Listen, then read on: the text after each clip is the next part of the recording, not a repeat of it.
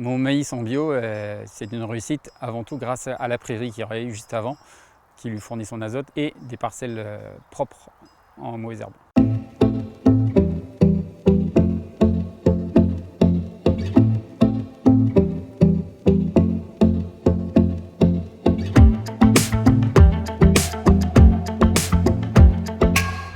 Bonjour, bienvenue sur mon exploitation laitière bio à Saint-Divy dans le Nord Finistère. Mon exploitation c'est 66 hectares, 75 vaches laitières. Nous sommes devant une parcelle de maïs qui sera ensilée au mois d'octobre en plante entière. Le maïs trouve sa place dans la ration l'hiver en complément des autres fourrages. J'ai 6 hectares de maïs. Nous sommes dans le Nord Finistère avec un climat arrosé et des sols profonds qui permettent aussi une très bonne croissance, que ce soit dans des fourrages globalité, mais le maïs aussi a de bons potentiels avec des indices assez bas, étant donné qu'on n'a pas des températures très élevées, mais nous sommes à des indices de 240. Je choisis donc les maïs en système biologique.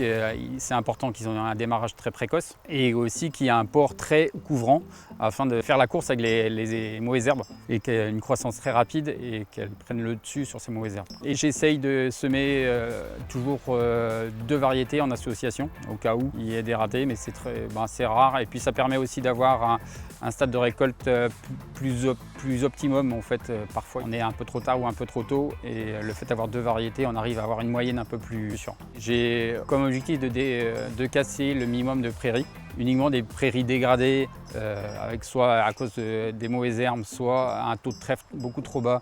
En implantant un maïs après, ça me permet de valoriser un sol très riche en azote, très peu de mauvaises herbes aussi. Après une prairie de plus de 5 ans, on a très peu de mauvaises herbes. Et donc l'objectif est de faire deux maïs l'un après l'autre, puis ensuite faire une céréale. La prairie, elle est cassée de manière mécanique, forcément en biologique, labour. Et semé, écartement 75 cm entre rangs et à une densité à peu près à 110 000 pieds hectare. Le semis est réalisé par entreprise, c'est du semis en 8 rangs et avec GPS et toutes les techniques qui va bien pour pouvoir aussi avoir une trace GPS pour que lors du binage, le tracteur il passe exactement au même endroit et en fait il me fait un super boulot grâce à mon entreprise. Donc au semis, forcément en bio, il n'y a pas d'engrais starter, donc il n'y a que de la semence. C'est du grain de maïs jaune, il n'y a pas de couleur bizarre dessus. Il n'y a pas de traitement d'insecticide. Après semis, il y a un passage de RC Tri 5 jours après semis à l'aveugle qui me permet de casser les premiers filaments blancs des mauvaises herbes. Ensuite, à peu près une semaine à 10 jours après, à stade 3 feuilles, il y a un deuxième passage d'RC Tri. Et ensuite la bineuse, à peu près une dizaine de jours après, et puis éventuellement un deuxième passage de bineuse 15 jours après, avant que le maïs se referme. Et lors du dernier passage de bineuse, il y a aussi un semis d'herbe dans le maïs. Il y aura déjà un couvert déjà implanté dessous et qui sera pâturé durant l'hiver, avant de réimplanter un maïs l'année prochaine dans celui-là aussi. Ce maïs n'a pas eu du tout de fertilisation organique et forcément minérale.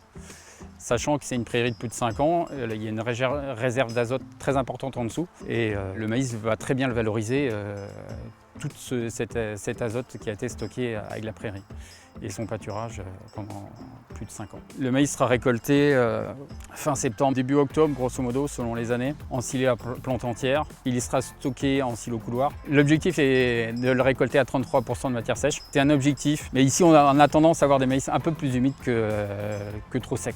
Ce que je regrette, c'est que le choix des variétés, que ce soit en herbe comme en maïs, le choix de variétés est très limité en bio. Bon sujet de travail pour nos semenciers pour les années à venir.